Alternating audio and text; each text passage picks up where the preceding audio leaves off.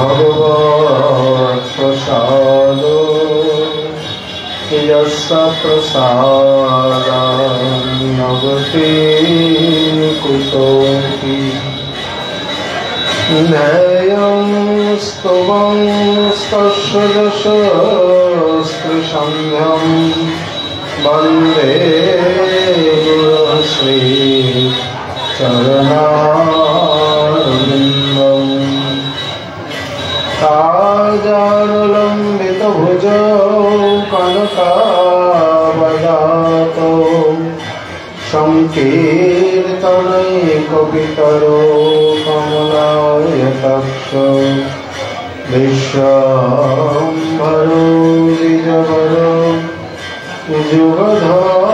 युगधर्मपालो वन्दे जगत्प्रियकरो करुणावतारो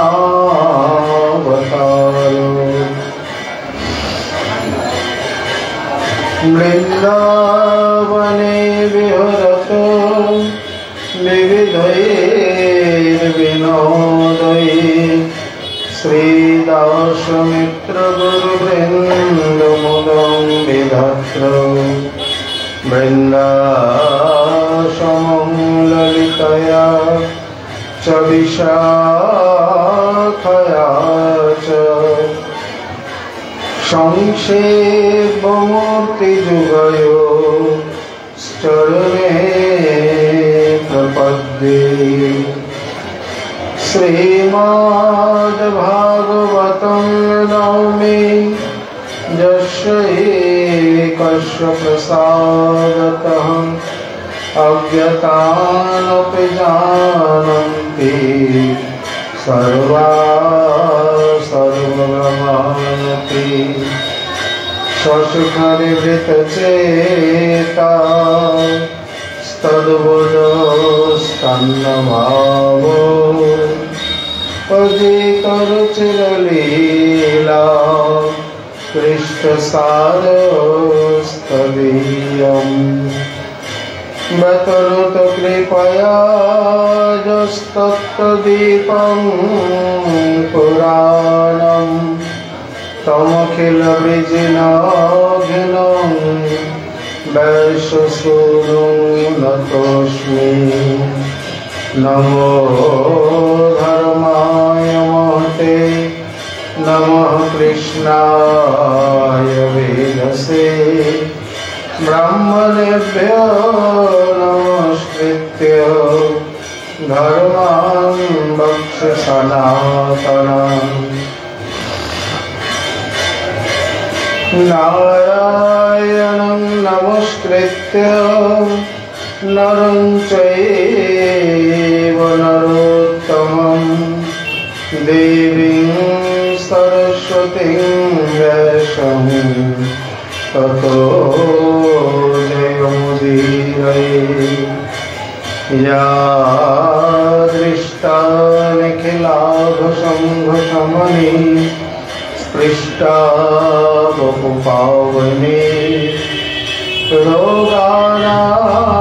रोगानामभिवन्दिता निरसने सिक्तान्तपुत्राशिने प्रत्याशक्तिविधयिने भगवत्कृष्णस्य संरोपिता नस्ता तच्चरणविमुक्तिफलदा तस्यै तुलस्यै नमः जय रूप सनातन भट्ट रघुनाथ श्रीजीव गोपाल भट्ट दास रघुनाथ छाय गोसाईर करी चरणबंदन जाहित विघ्ननाश अभीष्टपूरण वाञ्छाकल्पतरुभ्यश्च कृपा सिन्धुभ्यैव च पतितानां पावनेभ्यो वैष्णवेभ्यो नमो नमः। सर्वश्रोता वैष्णवे चरणे नमस्कार। सब मिले चरण धुले शिरे दाओ आमार।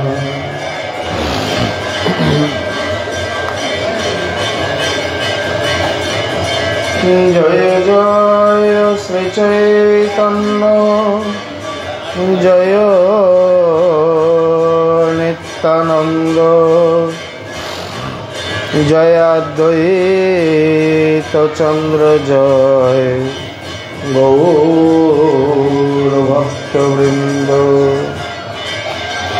भक्तगोष्ठी सहित गौरांग जय जय। शुनिले चैतन्य कथा भक्ति लाभ है।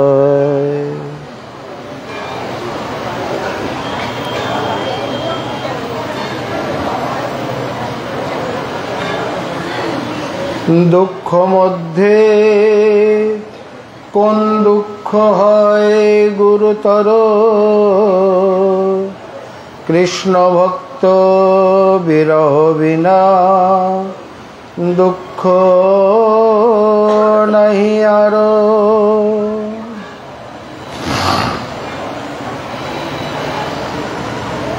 कलिजुग पावन अवतार श्री श्री कृष्ण चैतन्य महाप्रभु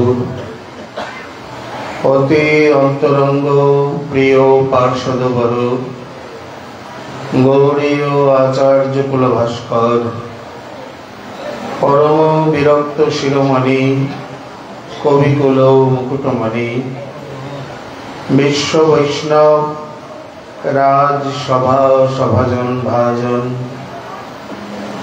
श्री श्री राधा कुंडाश्रय श्री श्रील कृष्णदास कविराज गोस्वामी चरण तदीय अमर महाग्रंथ श्री श्री चैतन्य चरितामृते मध्य लीलाय अष्टम परिच्छेदे श्री श्री राय रामानंद संवाद प्रसंगे प्रश्नोत्तर विभाग वर्णन करते गिये बोलছেন दुख मध्य जीवेर दुख मध्य जीवेर कोन दुख गुरुतर कृष्ण भक्त विरह बिना दुख नहीं आरो।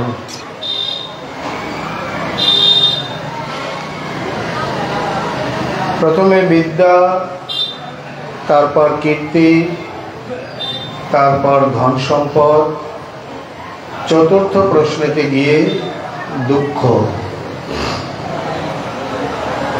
दुख मध्य कोन दुख হয় दुःखतर माने दुख तार थेकेও श्रेष्ठ दुख इति दुःखतर।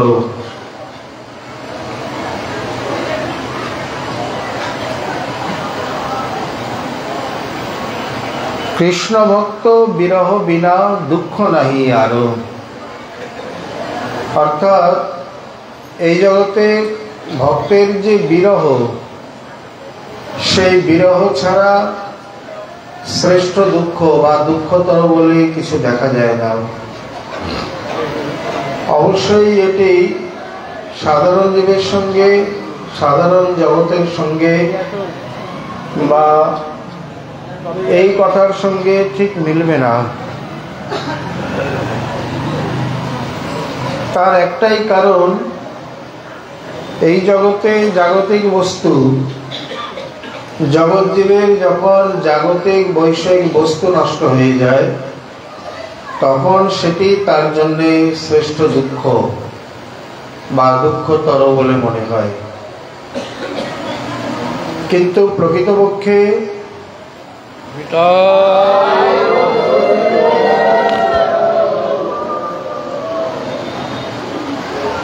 প্রকৃতপক্ষে সেটি দুঃখের মধ্যেই গণ্য নয়। তার কারণ হলো এই যে জগৎ নশ্বর, বিনাশী। আজ যে বস্তু নষ্ট হচ্ছে কালকে তা পাবে, আজকে যা পাচ্ছে কালকে তা নষ্ট হবে। এই কারণে প্রকৃত কর্তব্যগণ এই সকল বস্তুর জন্য দুঃখ আদি প্রকাশ করে না। শ্রী পার্থসারথী গীতার প্রথমেই তাকে বোঝাচ্ছেন, তথা দেহান্তর প্রাপ্তির ধীরস্তত্র নময়ী জাতি। দেখো অর্জুন, যদিও বা মনে করা যায় যে প্রতিদিন জন্ম হয়, প্রতিদিন মৃত্যু হয়, তাতেও তোমার দুঃখ করা উচিত নয়। যেহেতু এটি প্রকৃতির নিয়ম, আজকে জন্ম হবে, কালকে মৃত্যু হবে। জন্মিলে মরিতে হবে, অমর কে কোথা কবে। অতএব বাস্তবিক আমরা কথা প্রসঙ্গে বলি যে একটি জগতের মধ্যে আরো কত জগৎ মিলেমিশে আছে। এক এই জড় জগতের মধ্যেই বা বাহ্য দৃষ্ট জগতের মধ্যেই চিৎ জগৎ, বিজ্ঞান জগৎ, আরো কত ধরনের কত জগৎ মিলেমিশে আছে। কেউ সারা জীবন পড়াশোনা নিয়ে কাটিয়ে দিলেন, কেউ সাধন ভজন করে, কেউ গবেষণাগারে বিজ্ঞানের গবেষণা নিয়ে, কেউ বা আমোদ প্রমোদ ফুর্তি নিয়ে, কেউ বা নিজের স্ত্রী, ঘর সংসার, পুত্র ইত্যাদি নিয়ে। বাহ্য বিষয়ে তাদের কোনো জ্ঞান নেই বা ভ্রুক্ষেপ নেই। কি হচ্ছে না হচ্ছে, জগৎ উচ্ছন্নে গেল না, উন্নতি হলো না অগ্রগতি হলো, তাদের কোনো আসে যায় না।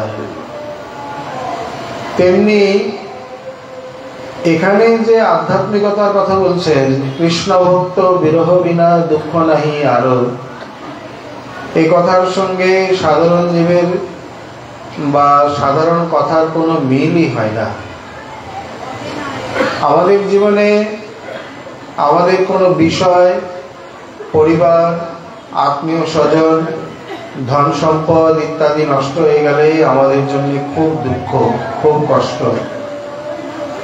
তার একটাই কারণ, আমরা তার মধ্যে আসক্তি আছে বলে এই জন্য মনে কত দুঃখ। যেমন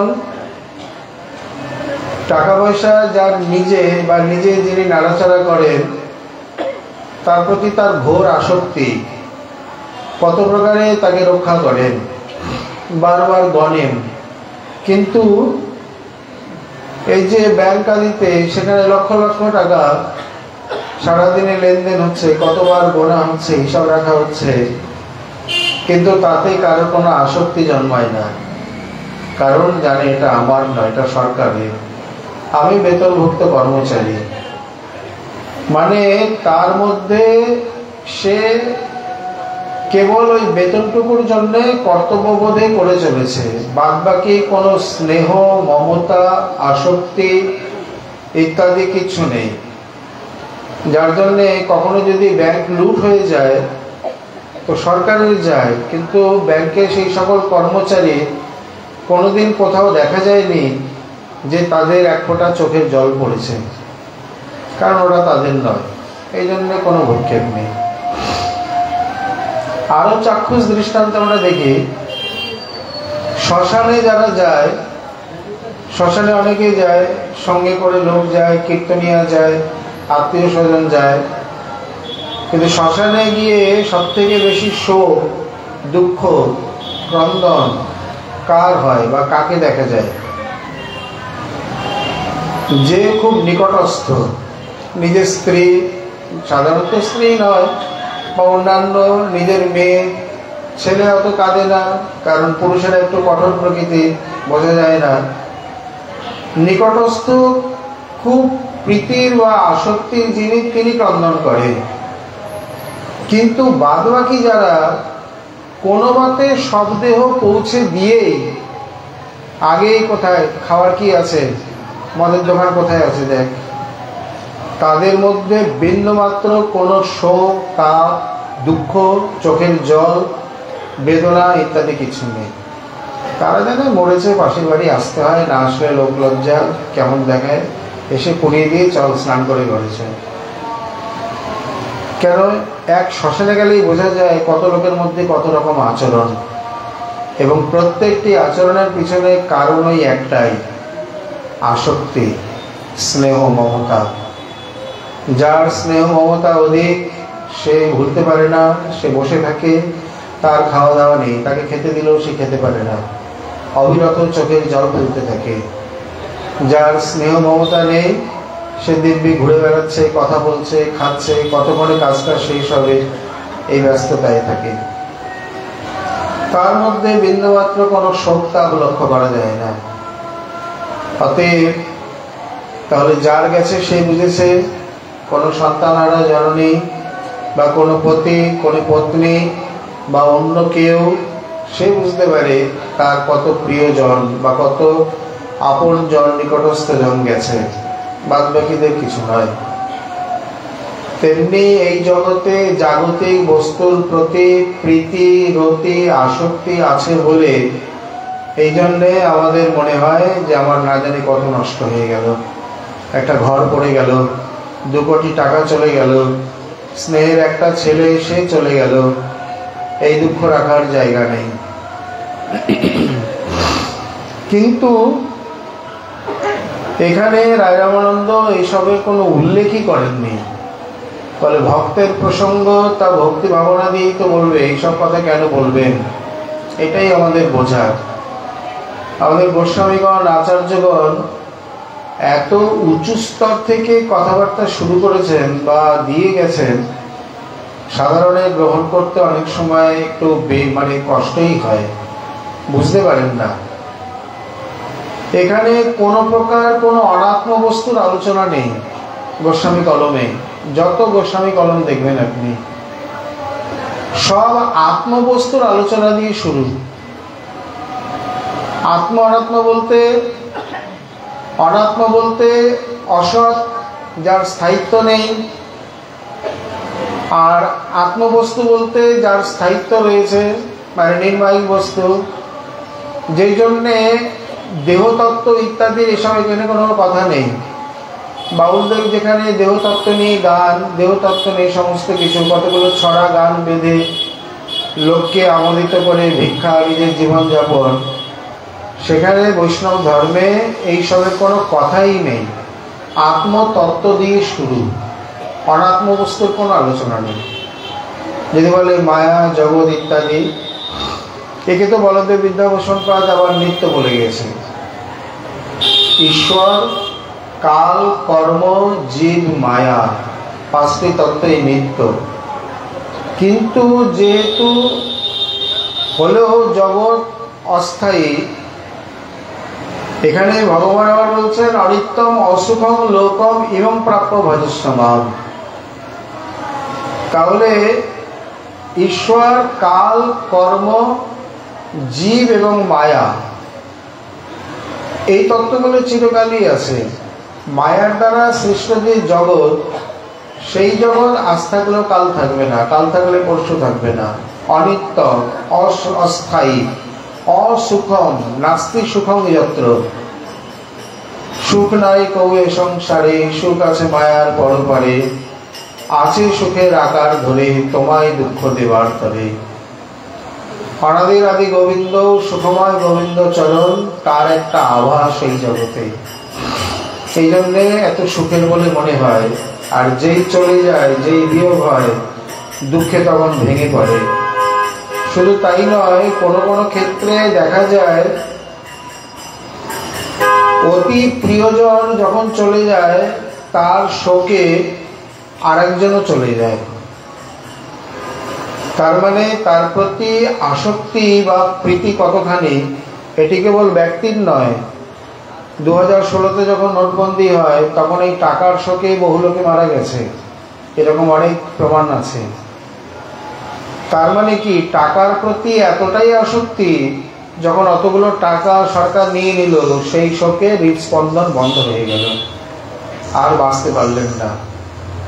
তাহলে যেখানে যার প্রতি যার গভীর আসক্তি, প্রীতি, স্নেহ, মমতা, তার বিয়োগে দুঃখটি তত গভীর বা গভীরতম হয়ে ওঠে।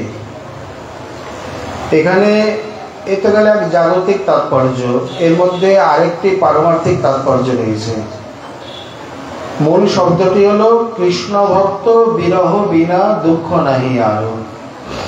বিরহ শব্দটি খুবই গুরুত্বপূর্ণ, বিশেষ করে গৌড়ীয় বৈষ্ণব শাস্ত্রে। গৌড়ীয় রসদর্শনে, গৌরী উপাসনায় বিরহ শব্দটি অত্যন্ত অত্যন্ত গুরুত্বপূর্ণ। রহধাতু ত্যাগে বিপ উপসর্গ পূর্বক বিরহ, মানে বিশেষ রূপে যে ত্যাগ বা বিশেষ রূপে যে বিয়োগ, বিচ্ছেদ, তাকে বলা হয় বিরহ। শ্রী রূপ গোস্বামীপাদের মতে এখানে তিনি বলছেন, নবীনা বিপ্রলম্বেন সম্ভোগ পুষ্টি মশ্নুতে। এটি আবার চলে গেল উপাসনা জগতে, রস জগতে। রসকে দুভাগে ভাগ করা হয়েছে, এক বিপ্রলম্ব বা বিরহ, আর এক সম্ভোগ বা মিলন। যদ্যপি এর অনেক অনেক ভেদ আছে। তার মধ্যে শ্রী রূপ গোস্বামী আচার্য প্রধান তিনি বলছেন, বিপ্রলম্ব রস ছাড়া সম্ভোগ রস বা মিলন রস কখনো পুষ্টি লাভ করতে পারে না। এবং এই দর্শন, এই উক্তি শ্রীমান মহাপ্রভুর জীবনচর্যার উপরেই প্রতিষ্ঠিত, বিশেষ করে নীলাচল লীলা। 24 বৎসর শেষে যেই মাঘ মাস, তার শুক্ল বর্ষ প্রভুর নীলাচলের স্থিতি, আপনি আচরি জীবে শিখাইলা কৃষ্ণ ভক্তি। শেষ যে রহিল প্রভুর 12 বৎসর, কৃষ্ণের বিয়োগ স্ফূর্তি হয় নিরন্তর। 3 দ্বারে কবার প্রভু যায়েন বাহিরে, কবু সিংহ দ্বারে পড়ে কবু সিন্ধু নীরে। গম্ভীরা ভিতরে রাত্রে নাহি নিদ্রালভ, ভিত্তে শির মুখ ঘষে ক্ষত হয় সব। চটক পর্বত দেখি গোবর্ধন ভ্রমে, ধাইয়া চলে করে প্রভু করি আর্তনাদে। উপবন উদ্যান দেখি বৃন্দাবন জ্ঞান, তাহা যায় করে প্রভু নর্তন কীর্তন। যাহা প্রভু শুনি নাই গীতা ভাগবতে, সেই সব ভাব দেখি প্রভুর দেহেতে। কি প্রকার রাধিকার দশা জয়ছে উদ্ধব দর্শনে, এই মতো প্রলাপ প্রভু করে রাত্রি দিনে। ভ্রমময় চেষ্টা সদা প্রলাপময় বাদ, নিরন্তর হয় প্রভুর বিরহ উন্মাদ। দশম স্কন্ধের 2টি অধ্যায় 46-47 শ্রী উদ্ধব সন্দেশ ব্যক্ত যেন। রাধিকার দশা জয়ছে উদ্ধব দর্শনে। উদ্ধব ব্রজে এলে এই সম্বন্ধে উদ্ধব সন্দেশে আমরা বিশদ আলোচনা করে আসি, এখানে কেবল দিগদর্শনই।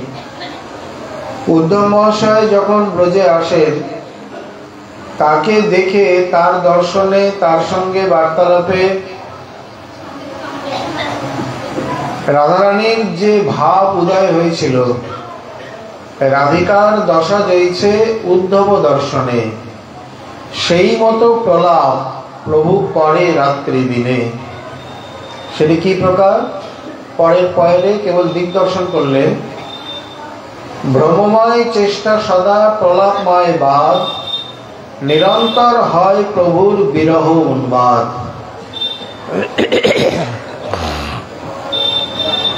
এই দশার নাম হলো দিব্যন্মাদ দশা। যে দিব্যন্মাদে উদ্ঘূর্ণা, চিত্রজল্প ইত্যাদি ভেদ। শব্দটিকে বুঝলেই বোঝা যাবে যে দিব্য যুক্ত উত যুক্ত মাদ, মদদাত হর্ষে ঘন প্রত্যয় করে মাদ, উপসর্গপূর্বক উন্মাদ, দিব্যযোগে সন্ধি হয়ে দিব্যোন্মাদ। উন্মাদ মানে কি? মদধাতু হর্ষে, কিন্তু যখন উন্মাদ শব্দ উপসর্গ যোগে লেগে গেল তখন হয়ে গেল পাগল, বদ্ধ, অর্থাৎ স্বাভাবিক নয়, উন্মত্ত দশা। সেই দশা স্বাভাবিক নয়, মানে সাধারণ প্রাকৃত উন্মাদ নয়, অপ্রাকৃত অলৌকিক উন্মাদ। তাকেই এক কথায়, সাধারণ কথায় বলা হয় দিব্যোন্মাদ।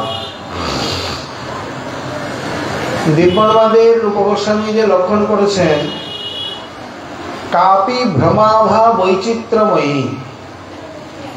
দিব্যোন্মাদে অবশ্যই ভ্রম এবং বৈচিত্র্য থাকবেই।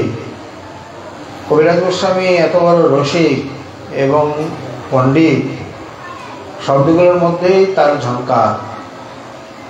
চটক পর্বত দেখি গোবর্ধন ভ্রমে, এই যে ভ্রমাভা শব্দ এখানে বুঝিয়ে দিলেন। ধাইয়া যায় করে প্রভু কীর্তন আর্তনাদে। তাহলে চটক পর্বত গোবর্ধন নয়, কিন্তু গোবর্ধন ভ্রমে তিনি এগিয়ে ধেয়ে চলছেন, সেখানে গিয়ে নর্তন কীর্তন করছেন। হন্তায় মদ্রিডবলা হরিদাস বর্জ যদ রামকৃষ্ণ চরণ স্পর্শ প্রমোদ। সেই বেনুদিতের মতো স্তুতি করতে শুরু করেছেন। আবার উপবন উদ্যান দেখি বৃন্দাবন জ্ঞান, তাহা যাই করে প্রভু নর্তন কীর্তন। এখন যেমন পুরীতে মানে হোটেলের জঙ্গলে ভরা, তখনকার দিনে যেমন তো নয়, উপবন উদ্যানে ভরা, যাকে উড়িয়া ভাষায় বলা হয় টোটা। এই প্রকার প্রচুর টোটা চলেছিল, আই টোটা, তারপরে টোটা গোপীনাথ ইত্যাদি। আই বলতে মা, মানে আর্যা শব্দের অপভ্রংশে গিয়ে আই। এটি সিলেট আদি অঞ্চলেও প্রচলন রয়েছে, আর দক্ষিণ ভারতেও খুব রয়েছে। আপ্পা এবং আই, যেমন বিঠ্ঠল আপ্পা, তিরুমাল আপ্পা, ওখানে আপ্পা বলতে পিতা বা বাবা, কিন্তু খুব সম্মান সূচক। যেমন গুজরাটে মোটা ভাই, বঙ্গদেশে দাদা, বা এই দেশে অতি আদর করে লালা লালি, অনেক বড় হয়ে গেছে তবুও লালা। তেমনি আপ্পা আর আই, আই বলতে এখানে মা। পুরীতে যারা গেছেন অবশ্যই দেখেছেন, খুব বেশি দূরত্ব নয়, কেউ নেই তো, উপবন উদ্যান, এদিকে জগন্নাথ আর এদিকে সাগর, মাঝামাঝি তিনি রয়েছেন। পাশেই সিদ্ধ বকুলে হরিদাস ঠাকুর, একটু দূরে স্বরূপ দামোদর প্রভুর ভজন কুটির, রায়রামানন্দপাদ একটু দূরে থাকতেন, মন্দিরের পাশেই জগন্নাথ বল্লভ উদ্যানে।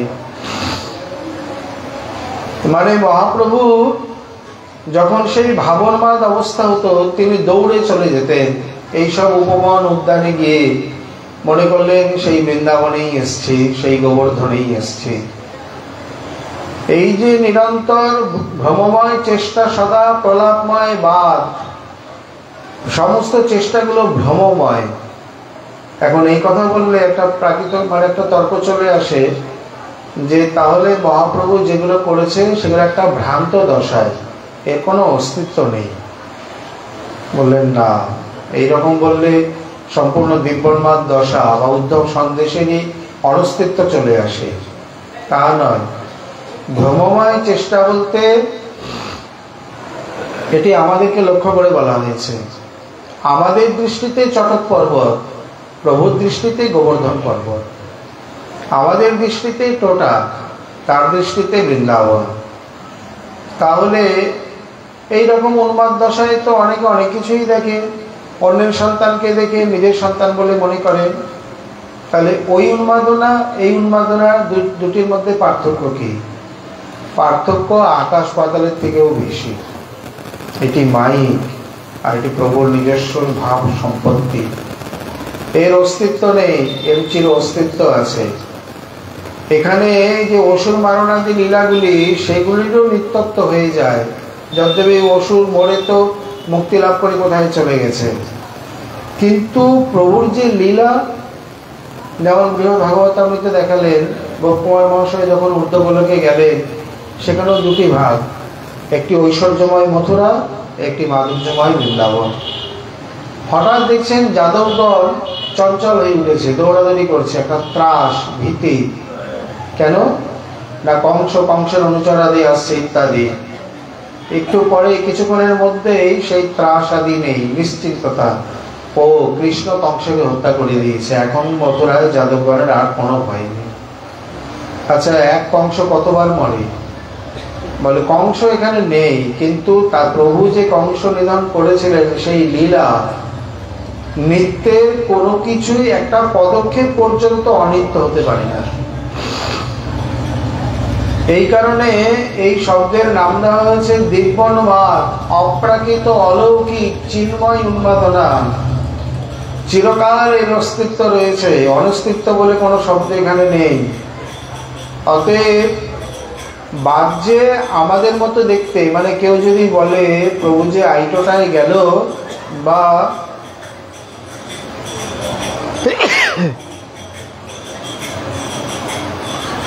আপনি যে পুরীতে গোবর্ধনের কথা বললেন, গোবর্ধন পুরীতে কোথায়? গোবর্ধন তো বৃন্দাবনে।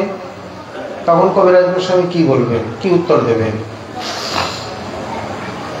এই কারণে শ্রীমতী রাধারানীর যে দিব্যন্মাদ বা ভ্রমময় চেষ্টা ইত্যাদি, এটি এর লক্ষণ। এর মধ্যে একটা ভ্রমময় চেষ্টা থাকে, কিন্তু তত্ত্বত এটা কোনো ভ্রম নয়।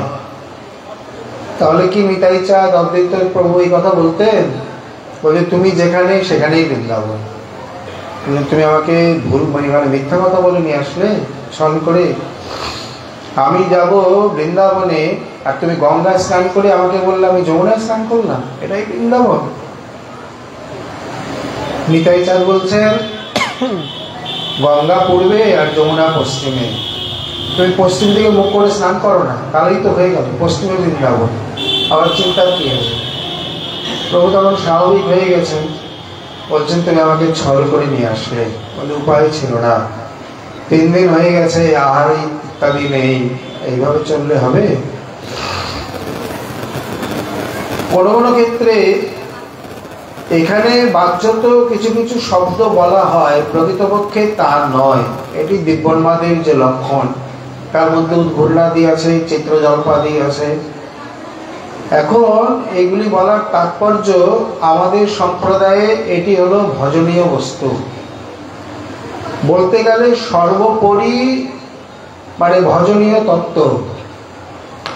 যে কারণে কোনো কোনো রসিক মহাজন নবদ্বীপ নিত্য লীলায়, কিন্তু তার থেকে নীলাদ্রি লীলাকে বেশি গুরুত্ব দেন, যেহেতু যে ভাব মাধুরী এখানে প্রকাশ পেয়েছে সেই ভাব মাধুরী অন্য কোথাও প্রকাশ পায়নি। গম্ভীরা শব্দের মধ্যেই তার তাৎপর্য। উড়িয়া ভাষায় রয়েছে গাম্ভীরি। গাম্ভীরি মানে গুপ্ত স্থল, যেখানে ধন সম্পদ লুকিয়ে রাখা হয়, এদেশে যেটাকে বলে কালকোঠরি। তেমনি গাম্ভীরি থেকে হয়ে গেছে গম্ভীরা।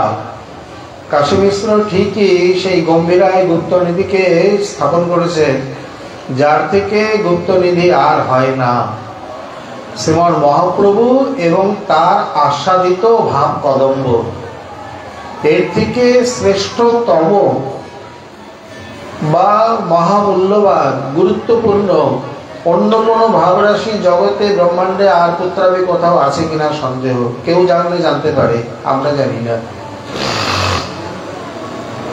অতএব রাধিকার দশা দিয়েছে উদ্ধব দর্শনে, সেই মতো প্রলাপ প্রভু করে রাত্রি দিনে।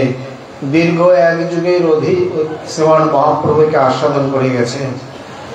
সেই ভাবরাশি বিশেষ করে রূপ রঘুনাথ, তিনি তারাবার সম্প্রদায়ে নিজে আস্বাদন করে তার ফেরালাভ আমাদেরকে দিয়ে গেছেন। যার জন্য গৌড়ী উপাসনায় বিরহ ভাবের, বিরহ তত্ত্বের গুরুত্ব অধিক। অর্থাৎ এই যে বিরহ, নিত্যলীলাতে তো বিরহ বলতে কিছু নেই, শ্রী ভগবান বিরহ তৈরি করলেন। কারণ নিত্য মিলনে যে না আনন্দ, কিঞ্চিত বা দীর্ঘ বিরহের পর সেই মিলনের মহামহা আনন্দ। যে কারণে রসিক শেখর এই ভাবকেও তৈরি করলেন, এই স্থিতিকেও তৈরি করলেন। দীর্ঘ বিরহের পর যে চমৎকারময় মিলন, যাকে বলে সমৃদ্ধিমান সম্ভোগ, এই বিরহ দশাতে তাও করলেন, মানে মাথুর বিরহে তাও সম্পন্ন করলেন। এবং তিনি জাননি, বলদেব যখন বলছেন চল না অনেকদিন বৃন্দাবন থেকে এসে একটু ঘুরে আসি, বলছেন না তুমি যাও, আমার এখনো অনেক কাজ বাকি। অনেক কাজ বাকি মানে এখনো শতবর্ষ হয়নি। তার আবার কিসের কাজ? তিনি তো ইঙ্গিতে মানে সংকল্প মাত্র সমস্ত কিছু করে থাকেন। তার কি দ্বারকায় থেকে কাজগুলো সম্পন্ন করতে হবে, তবে হবে, নইলে হবে না। যেমন আমরা বলি না না আমি না গেলে হবে না, গুরুত্বপূর্ণ, ওনারা বুঝতে পারবে না, উল্টোপাল্টা করে দেবে। দ্বারকার কাজগুলো কি সেই রকম ছিল? না, শতবর্ষ পূর্ণ হয়নি। রাধারানীর যে শতবর্ষব্যাপী বিরহ, বৈষ্ণব ভক্তগণের কণ্ঠমণিহার, তাকে পূর্ণ করতে হবে। ঠিক সময় মতোই তিনি আসবেন, দেখা দেবেন। এবং উদ্ধব যখন বলছেন যে আমি তাহলে গিয়ে আপনাদের প্রাণনাথকে পাঠিয়ে দিই, বলছেন না না, খবরদার এই কাজটি করবে না। কেন? কারণ গিয়ে বললে তিনি চলে আসবেন। আচ্ছা, ব্রজবাসীর কথা উদ্ধবকে গিয়ে বলতে হবে, তারপর উনি বুঝবেন, জানবেন উনি কি সর্বজ্ঞ নয়, উনি কি অন্তর্যামী নয়, উনি কি জানেন না যে ব্রজবাসীরা কিভাবে আছে? কিন্তু তথাপি আসেননি, কারণ তার সেই অভিপ্রায় তাহলে পূর্ণ হবে না, বা তিনি জগতে তা স্থাপন করতে পারবেন না। এই জন্যে এই অপেক্ষার প্রয়োজন আছে। এখন রাধারানী আদি বলছেন যে তুমি কি যদি বলো, বলার সঙ্গে সঙ্গে উনি চলে আসবেন। এটি হবে অনুরোধময় মিলন, কিন্তু এই মিলনে আমরা সুখী হব না। তিনি তার নিজের কার্য আদি শেষ করে যেদিন তার মনে হবে যে আজ আমার ব্রজে যাওয়া উচিত, তাদের দেখা করা উচিত, সেদিনই যেন তিনি আসেন, এর আগে যেন না আসেন। কারণ অনুরাগময় মিলনে যে সুখ, অনুরোধময় মিলনে সেই সুখ হয় না। তাহলে বললে যে আশা, সেটি হবে অনুরোধময়, আর নিজে স্বেচ্ছায় যখন আসবেন সেটি হবে অনুরাগময়। অতএব সেদিনই যেন তিনি আসেন। তাহলে এত দীর্ঘ বিরহ ভোগ করছেন, অথচ বলছেন না, তাকে বলতে হবে না, আসতে হবে না। সর্বত প্রকারে শ্রীমন মহাপ্রভু আচরণে, রসাস্বাদনে এবং গোস্বামীগণের কলমে এই বিরহ রসই গৌড়ীয় বৈষ্ণব রসদর্শনে সুপ্রতিষ্ঠিত, যার জন্যে রূপ রঘুনাথকে বিপ্রলম্বী রসামোদী মূর্তি বলা হয়। এখন কথা হলো, এই যে বিরহ, এই বিরহ কি আমাদের প্রয়োজন আছে? মানে এই বিরহ তো জীবকটি ধারণ করা আদি সুদূর পড়া হতো, তারা কোনোদিনই পারবে না। কিন্তু এই বিরহের কথা, মানে শ্রবণ, কীর্তন, মনন, চিন্তন, নিদিধ্যাসন, রসাস্বাদন, এগুলো যদি না হয়, অনুভব করতে বিন্দুমাত্র কণিকাও যদি উপলব্ধি করতে না পারে, তাহলে এই সকল বিষয়, ভাগবতের এই বার্তা, নীলাদ্রি লীলা বা রূপ রঘুনাথের গ্রন্থের সার মর্ম কি করে বুঝবে? সম্ভব নয়।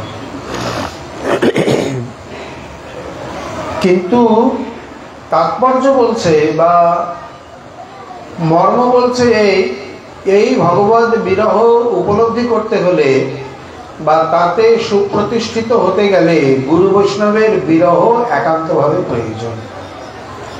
কারণ যে বিধান বৃন্দাবন দাস ঠাকুর দিয়ে গেছে, ঈশ্বরের জন্মতিথি যে হেন পবিত্র, বৈষ্ণবের তিথিরও তেমতি চরিত্র। পদ্মপুরাণ পরিষ্কার বলছেন ভগবানের আবির্ভাব তিথি আর গুরু বৈষ্ণবের নির্যান তিথি, তিরোধান তিথি পালনীয়া। দুটো ভিন্ন কেন? না, ভগবত বিরহ নয় এই প্রকার। প্রথমে ভগবত আবির্ভাব যে আনন্দময় তিথি, তাকে পালন করা, আর গুরু বৈষ্ণবের বিরহ তিথি, তাকে পালন করা। বিরহ বলতে বিশেষ রূপে যে ত্যাগ তাকে আমরা বলেছি, কিন্তু সর্বক্ষেত্রে এই অর্থ নয়।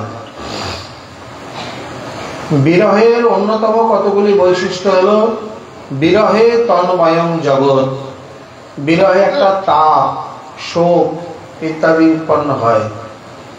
মিলনে এক কৃষ্ণ মানে ইষ্ট একজন, এখানে বসে আছেন ওখানেই বসে আছেন। আর বিরহে তন্ময়ং, যেদিকে যখন ফিরাই নয়ন তব প্রেমরূপ করি নিরীক্ষণ। মা যশোদা ভয়ে প্রদীপ জ্বালতেন না। প্রদীপ জেলে কার বদন দেখবেন? রন্ধন করে কার বদনে দেবে? যে কেড়ে খেত, চেয়ে খেত, সে তো নেই, যার জন্যে না প্রদীপ জ্বালতেন না চুলায় আগুন দিয়েছেন। কিন্তু উদ্ধব শত হলো অতিথি, তাকে পাশের বাড়ি থেকে একটু মিষ্টান্নের ভোজনের ব্যবস্থা করে দিয়েছিলেন, নিজেও রান্না করতে পারেননি। সর্বত্র তার প্রিয় সন্তানের স্মৃতি বিজড়িত। কোথায় তাকাবেন, কোথায় দেখবেন, এতটা সহ্য করা যায় না। এই জন্যে মিলনের থেকেও ইষ্টের উপলব্ধি বা নৈকট্য বিরহে আরো বেশি। মিলনে একজন, আর বিরহে তন্ময়ং, সম্পূর্ণ তিনি ময়। এটি একটি যেমন বৈশিষ্ট্য, তেমনি বিরহে একটা তাপ, শোক ইত্যাদি তৈরি হয়। এই তাপ করে কি আমাদের চিত্তের যে মালিন্য, কাঠিন্য, কালুষ্য, কলমশতা ইত্যাদি, সেগুলোকে বিগলিত করে চিত্তকে শুদ্ধ, মুক্ত, বুদ্ধ, বিশুদ্ধ করে তোলে। যতক্ষণ প্রকার এই গুরু বৈষ্ণবের আচার্যগণের বিরহ যথাযথ রূপে হৃদয়ে প্রকাশিত, প্রকটিত না হচ্ছে, ততক্ষণ পর্যন্ত এই যে বিরহের কথা আমরা সংক্ষেপে বলে আসলাম, উদ্ধব সন্দেশ ইত্যাদি, এই জাতীয় কোনো ভাব হৃদয়ে ধারণযোগ্যতা আসবে না কোনোদিনই। যতই বলা হোক, শোনা হোক, উপলব্ধিতে আসবে না। ওই শ্রবণ কীর্তন পর্যন্তই সার। যদ্যপি এও উত্তম, কিন্তু প্রথমে গাই দুইয়ে তার থেকে দুধ নেওয়া হলো, তারপরে আগুনে বসিয়ে ছানা করা হলো, তার থেকে ছানা ছেঁকে ভালো করে একটু নরম অবস্থায় তার মধ্যে শর্করা দিয়ে সংযোগ করে ময়দা দিয়ে ভালো করে মেখে তার থেকে সন্দেশ ছাপা দিয়ে সন্দেশ তৈরি হলো ইত্যাদি। তুমি লাখ বর্ণনা করো, যতক্ষণ সন্দেশ জিহ্বায় এসে না পড়ছে ততক্ষণ কোনো সার্থকতা নেই। কতবিধ গতজন রস অনুমানই অনুভব কাহু কোনা পেখ, ধনয়ে বিদ্যাপতি পরানো জুড়াইতে লাখে না মিল এক। রসগোল্লা কিভাবে তৈরি হয়, সন্দেশ কিভাবে তৈরি হয়, এত শত বর্ণনা দিয়েও বা কি লাভ? রসগোল্লা, রাজভোগ, সন্দেশ কোনোদিন জিহ্বায় পড়েছে? পড়েনি। তাহলে যতই বর্ণনা করুক সেটা মৌখিক, সেটা উপলব্ধিগত নয়। যতক্ষণ নিজের জিহ্বায় গিয়ে পড়বে তখন তিনি বুঝতে পারবেন। আচ্ছা, রসের যে স্বাদ, মিষ্টির যে স্বাদ, সন্দেশের যে স্বাদ, সেটা কি অন্যকে বলে বোঝানো যায়? বুঝিয়ে সেই স্বাদ তাকে অনুভূতির পথে আনা যায়? অত শত দরকার নেই, দুটো সন্দেশ নিয়ে মুখের মধ্যে ঠেসে দাও, এইবার বলো কেমন। তখন আর এত বর্ণনা করতেও হবে না, বলতেও হবে না। প্রকৃতপক্ষে এই সকল ভাব রাশি বা যে সমস্ত কথা বলা হলো, তার বিন্দু মাত্র, লবলেশ কণা মাত্র যদি হৃদয়ে কোনোদিন ধারণ করার ইচ্ছা বা লালসা জেগে ওঠে, তার জন্যে গুরু বৈষ্ণবের বিরহ একান্ত রূপে প্রয়োজন। এই কারণে আচার্যগণের তিরোধান তিথি, গুরু বৈষ্ণবের তিরোধান তিথি পালনীয়া। কেন? বর্তমানে এর মধ্যে আবার কিছু কিছু কথা রয়েছে, আসলে পূর্বের পরিস্থিতির কথা তুলতে গেলেই কিছু বৈষম্য, কিছু সমালোচনা যেন চলে আসে। আসলে সমালোচনা নয়, ব্যাপারটি বোঝার জন্যে। বর্তমান সময়ে তিথি পালন হয়ে দাঁড়িয়েছে একটা আড়ম্বরপূর্ণ অনুষ্ঠান। কে কত বড় অনুষ্ঠান করতে পারে, কে কত ভালো খাওয়াতে পারে, বেশি ভালো দক্ষিণা দিতে পারে, কত জাঁকজমক, কত ফুল বাংলা ইত্যাদি করতে পারে, এগুলোর মধ্যেই সীমায়িত হয়ে আছে। কিন্তু গুরুদেবের তিথি, হা গুরুদেব বলে দুফোঁটা চোখের জল কি করেছে, সেদিকে খেয়াল নেই, সেদিকে লক্ষ্য নেই। অথচ মস্ত বড় 84 অনুষ্ঠান হয়ে গেল। সেই প্রকারে অনলাইনে দেওয়া, দেখানো, কত লোকজন, খাওয়া দাওয়া, 7 দিন ধরে তো অনুষ্ঠান। আগেকার দিনেও হতো। কিভাবে? সিদ্ধ জগদীশ দাস বাবা কালীদহে উনি গুরুদেবের তিথি পালন করবেন, করেছেন কি, স্থির হলো একটু মালপোয়া হবে। মালপোয়া ব্রজে খুব প্রসিদ্ধ, পুরি পোয়া। এখন গুড় লাগবে, খুব সহজে হয়, একটু গুড় দিয়ে গুলে তেলে ভেজে নিলেই হয়ে গেল। উনি গুড় এনে একটু পা ধুতে গেছে, মানে হাত পা ধুয়ে ঘরে নেবেন, এর মধ্যেই বানর মহোৎসব শুরু করে দিয়েছে গুড়গুলো নিয়ে। এখানে বলতে হয় না, এখানে নিমন্ত্রণের অপেক্ষা নেই। এরা এত উদার, এত মহৎ, নিমন্ত্রণ করার আগেই ওনারা কৃপা করে উৎসব শুরু করে দিয়েছেন। সিদ্ধ পা ধুয়ে যেমনই ফিরে তাকিয়েছেন, দেখছেন চলছে, তখন শুরু হয়ে গেছে।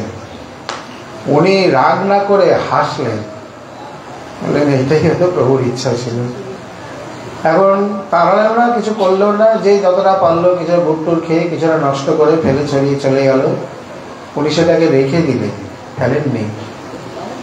এইবার আগেকার দিনে নিয়ম ছিল এই, কোনো গুরুদেবের তিথিতে বা নিমন্ত্রণ করলে যার যে মাধুকরীর নিয়ম তাকে বাদ দেবে না, প্রতিদিনের মাধুকরী ঠিক নিয়ে আসবে, এনে গুরুদেবের তিথি তো দিন, একটু কি ভোগ লাগিয়েছেন তার থেকে একটু প্রসাদ দিন। বড়জন ওখান থেকে একটু সবজি বা একটু ক্ষীর বা একটু কিছু কণিকা নিল, নিজের যে মাধুকরী সেটাই থাকবে, সেটাই পাবে। এইভাবেই সাধারণত তিথিগুলো পালিত হতো। সন্ধ্যার পরে প্রথমে তো গুরুদেবের গুণ মহিমা ইত্যাদি সমস্ত আলোচিত হলো। তারপরে প্রসাদের সময় বলছেন বাবা তাহলে প্রসাদ আদি হোক, কারণ আমরা সবাই যে যা কুটিরে যাবে। গুরুদেবের কি ভোগ লেগেছে আজকে? বলছেন যাও, ভিতরে প্রসাদ রয়েছে, তার থেকে কণিকা নিয়ে আসো। ওই গুড়টা ধরা আছে। গিয়ে দেখছেন ঠাকুরের কাছে ভোগের কোনো পারস টারস এরকম দেখা যাচ্ছে না। বলছেন বাবা গুরুদেবের ভোগ কিছু কই দেখছি না তো। বলছে বাবা একটা গুড়ের পোটলা আছে না? বলে হ্যাঁ। বলে ওটাই নিয়ে আসো। গুরুদেবকে শুধু গুড় খাইয়েছে? গুরুদেবকে গুড় ভোগ লাগিয়েছে? বলে আমি লাগাইনি, তার আগেই লাগানো হয়ে গেছে। আমিও বুঝতে পারিনি বাবা, একটু আমি যে বাইরে থেকে এসছি, একটু পাটা ধুয়ে নিই কেবল। এই সেকেন্ডের মধ্যে যে বানর এই প্রকার একবারে মহোৎসব শুরু করে দেবে।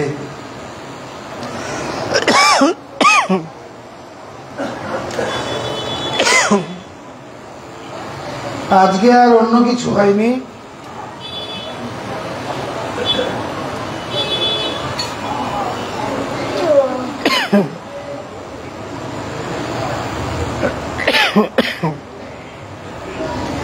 ওই সামান্য গুড় আছে বানরের প্রসাদ, ওই প্রসাদই গ্রহণ করো।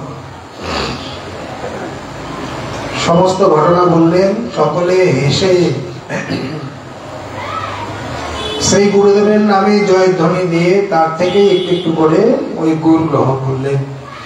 নিয়ে তাইরে রুটি পেয়ে বলে এখানে তো বানরের উচ্ছিষ্ট, বলে হোক।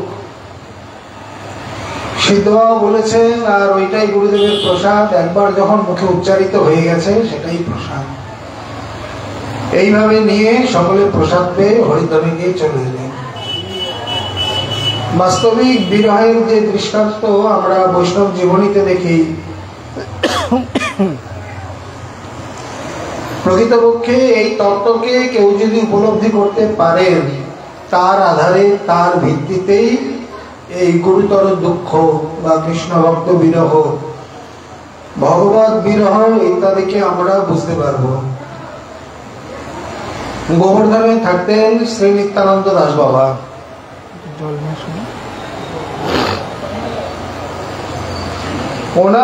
উনি দৃষ্টিহীন ছিলেন, চক্ষু ছিলেন, মানে দেখতে পেতেন না।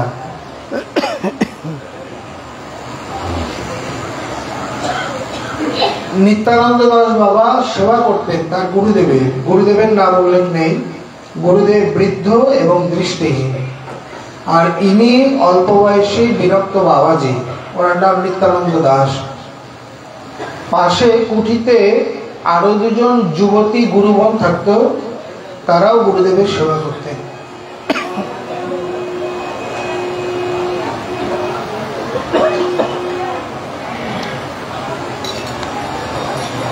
এখন ইন্দ্রিয়ের যা স্বভাব, বিষয়ের যে স্বভাব, ইন্দ্রিয়ের সামনে মাত্রা স্পর্শাস্তু করতে ও শীতোষ্ণ সুখ দুঃখদা, বিষয়ের কাছে ইন্দ্রিয়, ইন্দ্রিয়ের কাছে বিষয় থাকলে উভয় উভয়কে আকর্ষণ করবে। ঘিয়ের কাছে আগুন আসলে বা আগুনের কাছে ঘি গেলে ঘি তো বলবে, এটা ধর্ম, এটাই স্বাভাবিক নিয়ম। তার মধ্যে গুরুদেব দৃষ্টিহীন, নিত্যানন্দ দাসের অল্প বয়স, মাঝে মধ্যেই মন চঞ্চল হয়ে ওঠে। উনি অনেকেই জিজ্ঞাসা করেছেন, আমি এখানে থাকতে পারবো না, এইভাবে কেউ নেই, দুই গুরু বোন আর আমি একা, আমার বৈরাগ্য ধর্ম রক্ষা করে কঠিন।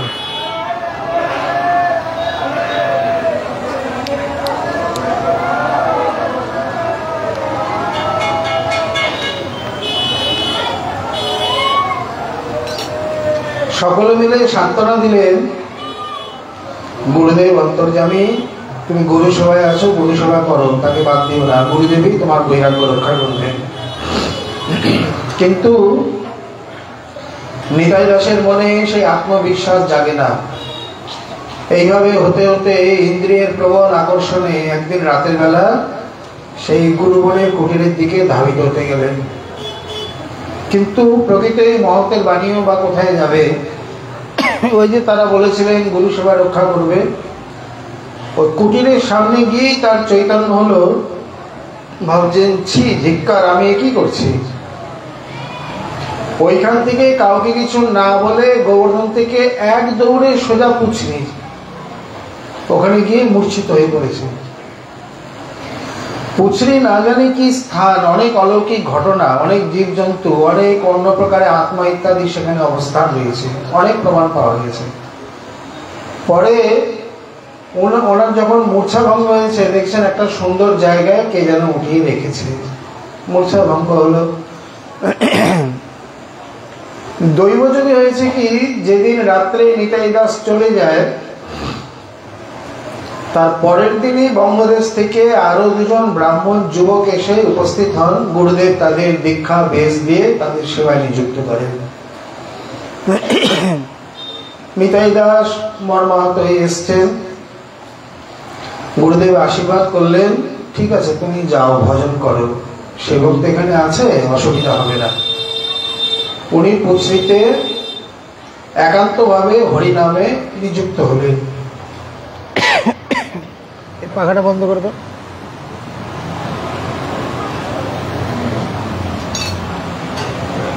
একান্তভাবে হরিনাম করেন, অন্য কোনো অঙ্গ ইত্যাদি বা অন্য কোনো কিছু নেই। এইভাবে ভজন করতে করতে গুরুদেবের অন্তিম সময় আসে। এইরকম রাত্রিবেলা, মানে সন্ধ্যার পরে পরে ওনাকে সংবাদ দেওয়া হয়েছে যে তোমার গুরুদেবের শরীর ভালো নয়, তুমি তাড়াতাড়ি চলো। ওনার কি মনে হলো, উনি ভাবছেন আমি এখানে এত সুন্দরভাবে একনিষ্ঠ ভজন করছি, এটা মায়ার খেলা, এটা কোনো কলির খেলা, আমাকে আমার নিষ্ঠা থেকে চ্যুত করার জন্য, মানে ভজন নিয়মটা ভাঙার জন্য। আর একবার যদি মন টলে যায়, মানে আসন নড়ে যায়, বসাতে খুব কঠিন হয়। উনি গেলেন না। ঠিক রাত্রি 10টার দিকে যে মুহূর্তে গুরুদেব প্রাণত্যাগ করলেন, সেই মুহূর্তে ওনার নাম বন্ধ হয়ে গেল। এই যে যারা বৃথা অভিমান করে আমি ভজন করি, আমি ভজন কর্তা, এখানে তাদের মুখে একেবারে ঝামা ঘষে দেওয়া হয়েছে। গুরু কৃপা ভজনের মূল, দাস বংশী কহে ভজনে ভজন নহে, গুরু কৃপা ভজনের মূল।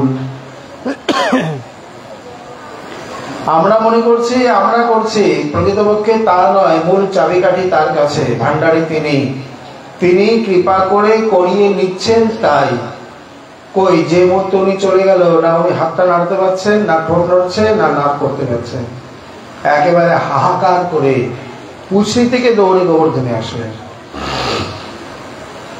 রাতের বেলা কোথায় গাড়ি, কোথায় কে, দরকার নেই। প্রায় 6 কিলোমিটার মতো এসে দেখছেন যে গুরুদেব সত্য সত্যিই চলে গেছেন। ধনুক মানে ধনুক থেকে যদি তীর একবার বেরিয়ে যায়, তাকে কি আর ফেরানো যায়? এখন যে দেহ থেকে প্রাণ চলে গেছে সেই দেহে আছড়ে পড়লেই বা কি হবে, কিচ্ছু করার নেই। যদ্যপি এত গভীর শোকাহত হলেন, মর্মাহত হলেন, কোন রকমে নিজেকে সম্বরণ করে তিনি অন্ত্যেষ্টি ক্রিয়া করে সোজা চলে গেলেন কোথায়? সেই পুছরিতে গিয়ে গুরুদেবের মৃন্ময় মূর্তি তৈরি করে সেইখানে তিনি হরিনাম করতেন। পণ্ডিত অদ্বৈত দাস বাবা নিজে বলছেন, আমি দিনে রাতে সকালে দুপুরে শীতে গরমে বর্ষায় যখনই পরিক্রমা দিয়েছি দেখছি উনি হরিনাম করছেন। উনি কখন যে আহার বিহার করেন, কখন যে স্বয়ং ভোজন ইত্যাদি করেন বোঝা যায় না। ঠিক যখন 1 বৎসর হলো গুরুদেবের সেই বিরহ তিথি, সেই দিনের দিন ওই মৃন্ময় মূর্তিতে গুরুদেব প্রকট হন। যারা গুরু বৈষ্ণবকে সাধারণ পিণ্ড, অলিক মাটির মানুষ মনে করে, আমাদের মতনই তো খায় শোয় ঘুমায়, 2 হাত 2 পা, মলমূত্র সব ভাবসব সবই আছে, তারা নিতান্ত ভুল করেন। দেখতে এক হলেও সবসময় এক হয় না। চিনির রসে যদি উচ্ছে তৈরি করা হয়, ওটা দেখতে উচ্ছে, কিন্তু উচ্ছের মতো তো মিষ্টিটা হবে না, কারণ উপাদানটা তো মিষ্টি। মহাভাবের তৈরি মূর্তি, গোপীগণ দেখতে নারী মূর্তি, কিন্তু প্রকৃত তো নারী মূর্তি নয়, তো মহাভাবের মূর্তি। মূল বিষয়, মূল তত্ত্বে কি বিচার না করলে ঠকে যেতে হবে। এখানে তার গুরুদেব সেই মৃন্ময় মূর্তিতে প্রকটিত হলেন। গুরুদেবের বদন বিষণ্ণ, মলিন, শিষ্যের জন্য কাতর। গুরুদেবের 2 চোখ দিয়ে জলধারা, অশ্রুপাত। তিনি শুধু এতটুকুই বললেন, বাবা তখন ডেকেছিলাম তুমি আসোনি, এখন আর আমি কি করব, হরিনাম করো। এই কথা বলেই তিনি প্রকট হয়ে গেলেন, ওই মূর্তির মধ্যেই বিলীন হয়ে গেলেন। ক্ষণিকের জন্য প্রকটিত হয়েছিলেন, ক্ষণিকের জন্যই আবার তিনি অপ্রকট হয়ে গেলেন। পরবর্তীকালে নিত্যানন্দ দাস একেবারে স্থাবরের মতো হয়ে যায়। এটি প্রাণী না কোনো পিণ্ড বোঝাই কঠিন। আহার বিহার কখন করতেন, কারোর সঙ্গে কথা বলা, ব্যবহার, লৌকিকতা এইসব কিচ্ছু ছিল না। কেবলমাত্র বসে বসে যেন দিন গুনছে, কবে অন্তিম কাল, কোন সময় অন্তিম মুহূর্তটা আসবে। এই প্রকার হরিনাম করতে করতে তিনি শরীর রক্ষা করেন। এখানে যে সামান্য একটু বিরহের দিগদর্শন করা হলো, যদ্যপি তার কপাল বলুন বা তার ভুলের জন্য বা যে কোনো কারণেই হোক, তিনি এই যে বিরহ লাভ করলেন, এই বিরহ বাইরে থেকে দেখতে দুঃখময় বা দুঃখদায়ী, কষ্টকর বলে মনে হলেও সাধন ক্ষেত্রে এটি এত উপযুক্ত, এত প্রয়োজনীয় যে কল্পনা করা যায় না। বরঞ্চ গোস্বামী গ্রন্থাদি অবলম্বনে, ভাগবত মহাপ্রভুর আদর্শ অবলম্বনে কেউ যদি মিলন রসের আস্বাদন, অনুশীলন আদি নাও করেন, চর্চা নাও করেন, তাতে কোনো আপত্তি নেই। কিন্তু বিরহ ভাব, বিরহ রসের চর্চা অবশ্যই করা উচিত। বা কেউ যদি কেবল বিরহ চর্চাই করে যায়, তাতেই তার ভজনে সিদ্ধি, এবং পরবর্তীকালে সেই ভাব অনুযায়ী ব্রজবাসীর কোন ভাব লইয়া কেহ ভজে, ভাবযোগ্য দেহ পাইয়া কৃষ্ণ পায় ভজে, সেইভাবেই তার সিদ্ধি হবে এবং সেইভাবেই তার প্রাপ্তি। তাহলে ওই জাতীয় বিরহ ধারণ করতে গেলে, উপলব্ধি করতে গেলে প্রথমত গুরু বৈষ্ণবের এই বিরহ প্রয়োজন। কারণ এই বিরহ তাপে চিত্তের যত প্রকারের মালিন্য, কালিন্য ইত্যাদি রয়েছে ধুয়ে মুছে একেবারে পরিষ্কার করে তাকে শুদ্ধ, বুদ্ধ, মুক্ত করে তুলবে, এবং সেই আধারেই এই বিরহ স্থাপিত হবে। এখানে এই জন্য বলছেন, এই যে কৃষ্ণ ভক্ত বিরহ বিনা দুঃখ নাহি আরো। যদ্যপি গুরুদেবকে কেবল কৃষ্ণ ভক্তের মধ্যে গণ্য করলে হয় না, ওটা একটু কম, গৌণ হয়ে যায়। শিষ্যত্ব এই প্রকার মনে করবেন না, অন্যের জন্য বটে ঠিকই, কিন্তু প্রকৃতপক্ষে একজন কৃষ্ণ ভক্তের বিরহ, একজন বৈষ্ণবের বিরহ, শ্রী গুরুদেবের বিরহ, এর মধ্যে খুব একটা ভেদ নেই। কারণ তারতম্য শুধু এতটুকু যার প্রতি যতটা আসক্তি রয়েছে। যদি অনুগত মানে গুরুগত প্রাণ হয় তাহলে গুরু বিরহ তার কাছে সেই রকম অসীম গভীর অগাধ। আর ভক্ত বৈষ্ণবের যদি সঙ্গে সেই প্রকার প্রীতি লালসা ইত্যাদি থাকে মানে সৌহার্দ্য আদি থাকে তাহলে তার সেই বিরহ সেই প্রকার।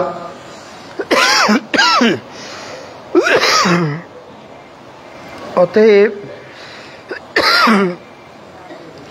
এই সম্বন্ধে এই গুরুতরতা সম্বন্ধে যেভাবে আরো দিগদর্শন করছেন শ্রীমান মহাপ্রভুর কৃপা হলে আবার আমরা সেই বিষয়ে আস্বাদনে আশা রাখি। আজকে আমাদের শ্রী শ্রী রায়রামানন্দ সংবাদ কথা এখানেই বিশ্রাম লাভ করুন। নিতাই গৌর হরি। সকলে প্রসাদ নিয়ে যাবেন।